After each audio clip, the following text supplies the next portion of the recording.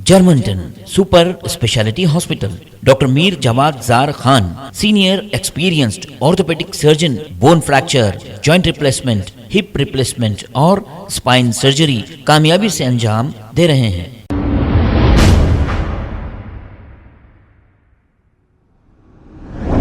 अस्सलाम वालेकुम नाजरीन, 7H न्यूज सच को रखे आपके आगे। अब नाजरीन, आपने तो देखा मोइनाबाद के इलाके छिलकुर की एक मस्जिद को शहीद जो कर दिया गया था।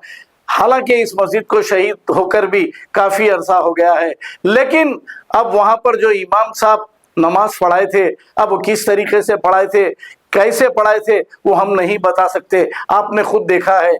लेकिन अब इस मस्जिद के मामले को ठंडे बक्से में रख दिया गया है और मस्जिद की तामीर खताई नहीं हो रही है। हालांकि इमाम साहब वहां पर बोर का भी इंतजाम किया था, सब कुछ किया था, फिर उसके बाद से इमाम साहब वहां से गायब हो गए। इस पर स्पोक पर्सन अमजदुल्ला खान खालिद ने एक अपना बयान जारी करते हुए ये सवाल किया कि आखिर ये मस्जिद कब बनेगी। आइए सुनते हैं तफसीलात अमजदुल्ला खान खालिद की जुबानी। अस्सलाम वालेकुम। मैं अमजदुल्ला खान, स्पोक्समैन एमबीटी।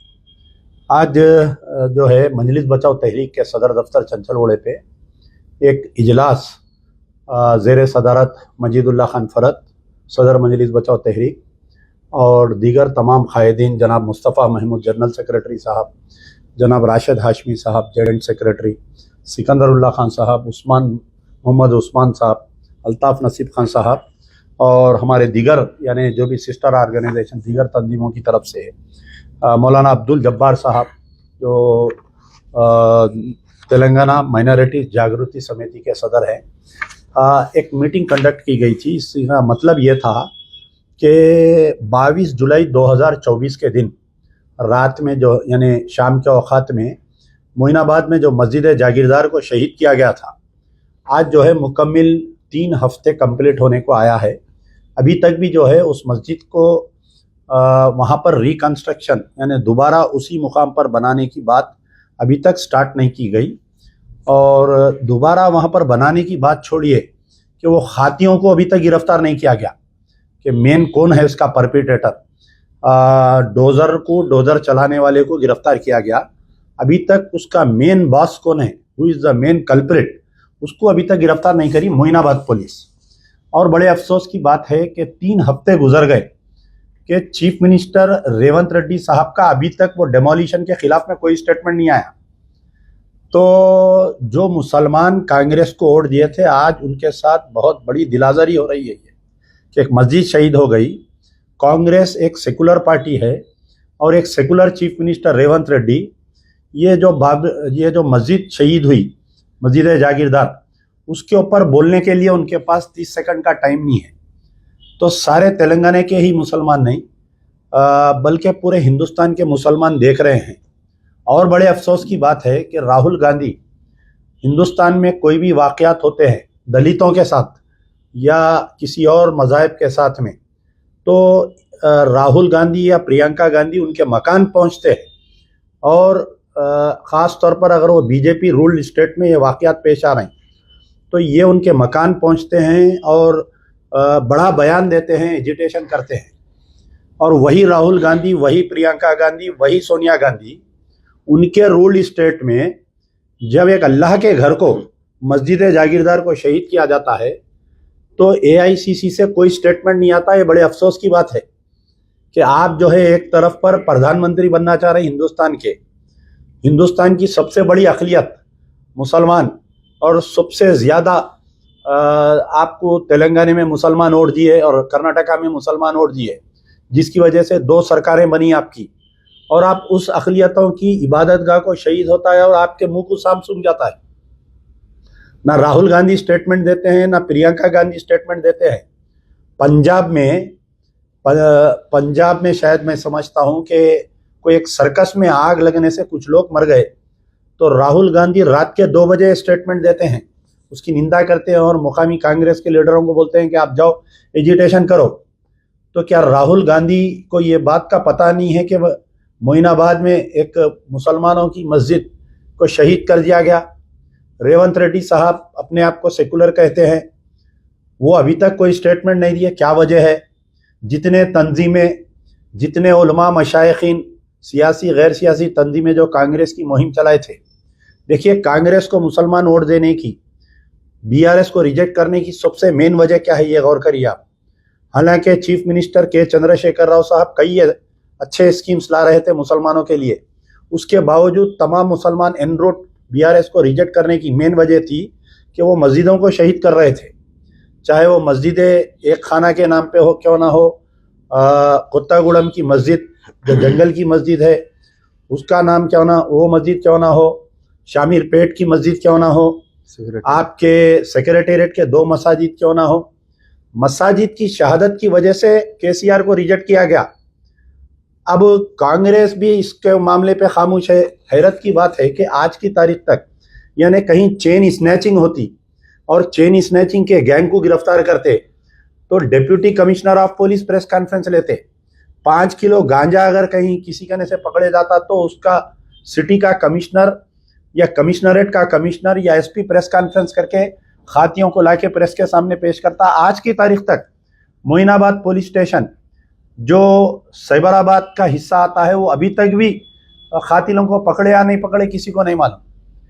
वक्तिया तो बहुत सारे लोग आए थे वहाँ पर, टिमरिस के चेयरमैन जनाब फ़हीम कुरैशी साहब, वक्फ बोर्ड चेयरमैन हमारे अजमतुल्लाह हुसैनी साहब और कई लोग आए, वादा करे लेकिन गालिब की महबूबा का वादा हो गया उनका।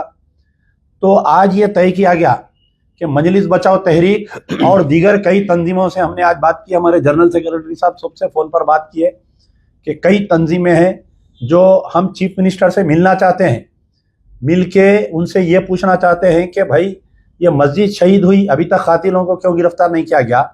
ये मस्जिद शहीद हुई, आपका बयान कोई नहीं आया इसको कंडम करने का। ये मस्जिद शहीद हुई, इसकी दोबारा तामीर होती नहीं होती? नहीं तो फिर आप ये समझ रहे हैं कि केसीआर 9 मस्जिदा तोड़ा, मैं एक तोड़ा तो क्या होता?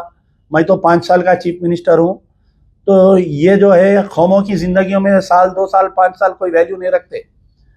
तो आज जो है मजलिस बचाओ तहरीक की तरफ से चीफ मिनिस्टर को एक लेटर लिखा गया है कि आप जल्द से जल्द जो है हमारे को वक्त दीजिए और वक्त देने पर हम डेलीगेशन जाएंगा, जाकर उनसे मिलेंगे और उनसे बात करेंगे, पूरा उनके सामने रखेंगे इस बात को और उनको एक वक्त दिया जाएगा, एक कट ऑफ लाइन दिया जाएगा कि इतने दिन के अंदर आप मस्जिद को बनाना चाहिए। नहीं बनाने की सूरत पर जो 9 साल तक हम जो पीछा पड़े थे केसीआर का, ये वाहिद अमजदुल्ला खान था। आज कई लोग बड़े बड़े बातें करते कि हम कांग्रेस की तायीद करें तो कांग्रेस पावर में आई। एंटी मुहिम जो चलाने वाले का नाम अमजदुल्ला खान। बीआरएस अभी इख्तिदार पर आई थी, जो एनकाउंटर हुआ था आलेर में, वहाँ से लेकर जो सेक्रेटेरिएट की मसाजिद तक जो सिलसिला रहा, 9 साल तक एक अमजदुल्ला खान ही था जो पूरा मुहिम चलाता था और मजलिस बचाओ तहरीक के कायदीन थे जो बार बार गिरफ्तारियाँ देते थे। तो हमारी आदत है कि हम 1-2 दिन नहीं, सालों लड़ते हम इख्तिदार से मुसलमानों के मसाइल के ऊपर। तो हम पहले तो ये चाहेंगे कि चीफ मिनिस्टर से मिलकर उनसे हम ये बात करेंगे कि भाई आखिर क्या वजह है ये कि मस्जिद शहीद हो गई, आपके मुंह में ज़बान नहीं है। आप जब अपोजिशन, आप जब AICC, आप जब TPCC के सदर थे तो आप बहुत बातें करते थे। ये सेक्रेटेरिएट की मस्जिद की शहादत पे आप बात किए, ये आप जो है कोत्तागुड़म की मस्जिद की शहादत पर आप बात किए, लेकिन आपके इख्तिदार में आपके नाक के नीचे मस्जिद शहीद हो रही है, आप गुफ्तगू नहीं कर रहे बोले तो कैसी बात? हैरत की बात है, राहुल गांधी साहब, एक दलित लड़की का रेप होता तो उसके घर चले जाते, किसी का घर जला दे रहे हैं तो उसके घर चले जा रहे। हिंदुस्तान में मुसलमानों को मार मार के गली गली का कर दे रही, कहीं बीफ के नाम पे मार रही, कहीं बुरखे के नाम पे मार रही, कहीं अज़ा के नाम पे मार रही, कहीं इलीगल कंस्ट्रक्शन के नाम पे मार रही। तेलंगाना की मस्जिद की शहादत पर ही नहीं, कई और मामलात में आप खामोश बैठे हुए हैं। तो आप कैसा आप इख्तिदार पे आते कांग्रेस पार्टी, आप कैसा प्राइम मिनिस्टर बनते, मेरे को समझ में नहीं आ रहा। तो बहरहाल मजलिस बचाओ तहरीक का मुतालबा है, पहले तो हम चीफ मिनिस्टर रेवंत रेड्डी से टाइम पूछ रहे हैं। वो टाइम इंशाल्लाह हमें उम्मीद है कि वो एक हमारे को टाइम सूटेबल टाइम अलाट करेंगे ताकि हम उनसे मुलाकात करेंगे। टाइम ना देने की सूरत पे, टाइम नहीं मिलने की सूरत पे फिर उसका क्या कारनामा रहेगा, फिर हम बैठेंगे पूरे हमारे जितने सिस्टर ऑर्गेनाइजेशन से पूरे सबसे हम बात करेंगे। बात करके एक बड़ा लंबा एक एजुटेशन इस मस्जिद की तामीर तक, जब तक मस्जिद का कंस्ट्रक्शन स्टार्ट नहीं होता, हम बराबर करेंगे। धरने देंगे, सेक्रेटेरिएट के रूबरू धरना देंगे, चीफ मिनिस्टर के घर के सामने धरना देंगे, गांधी भवन के सामने धरना देंगे, जेल भरो आंदोलन चलाएंगे, पूरे डिस्ट्रिक्ट से मुसलमानों को बुलाएंगे, बड़े पैमाने पे करेंगे। रेवंत रेड्डी की सरकार को हिला के रख देंगे जब तक ये मस्जिद जागीरदार तामीर नहीं होती। मैं हमारे जनरल सेक्रेटरी साहब से गुजारिश करूंगा कि आप बात बोलें। अस्सलाम वालेकुम रहमतुल्लाहि व बरकातुहू। अभी जनाब अमजदुल्लाह खान खालिद ने तमाम तफसीलात रखी आपके सामने, और इंशाअल्लाह ताला जो मोइनाबाद की जो जागीरदार मस्जिद को जो शहीद किया गया रात की तारीकी में, जो है तमाम RSS और जितने भी जो है ना हिंदू तंजीमें हैं, दहशतगर्द तंजीमें हैं, इन्होंने अल्लाह के उस क़दीम घर को जो है शहीद किया। और हम इस सिलसिले में नुमाइंदगी किए, लेकिन अब तक किसी किस्म का कोई एक्शन नहीं लिया गया रेवंत रेड्डी साहब की जानिब से, चीफ मिनिस्टर साहब की जानिब से। लेकिन हम इतनी मसाजिद को शहीद करने की नापाक कोशिश कर रहे हैं। लेकिन इस सिलसिले में अब हम एक कुल जमाती जो है एक इजलास मुनक़िद किया है हमने, और तमाम मजहबी, सियासी और समाजी तंजीमों से हमने रब्ता किया है, और बहुत जल्द हम इंशाअल्लाह ताला जो है ना चीफ मिनिस्टर साहब से जो है ना मिलना चाहते हैं, ताकि हम हमारा जो एहतजाज करेंगे हम उनके इस मुताल्लिक़। तो हमें उम्मीद है चीफ मिनिस्टर साहब से कि वो हमको ज़रूर वक्त देंगे, कुल जमाती इस वक्त को जो है डेलीगेट को जो है ना वक्त देंगे, और इंशाअल्लाह पर्सनल मिलकर हम एहतजाजी जो है ना जो भी प्रोग्राम है हम इंशाअल्लाह ताला जो है ना ज़रूर वाकिफ़ कराएंगे। शुक्रिया। अस्सलाम वालेकुम वरहमतुल्लाहि वबरकातुहू। मैं मौलाना Abdul Jabbar Rashidi, founder and president TMJS Telangana minorities जागृति समिति। बड़े अफसोस की बात है कि आज 3 हफ्ते मुकम्मल हो चुके हैं मोइनाबाद की मस्जिद को शहीद कर कर।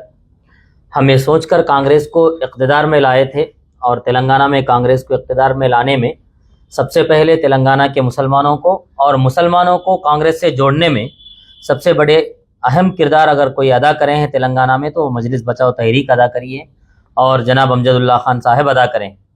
लेकिन अफसोस ये है कि जब से कांग्रेस की गवर्नमेंट बनी है, मुसलमानों को मुसलसल नज़रअंदाज किया जा रहा है और मुसलमानों के मसाइल को नज़रअंदाज किया जा रहा है।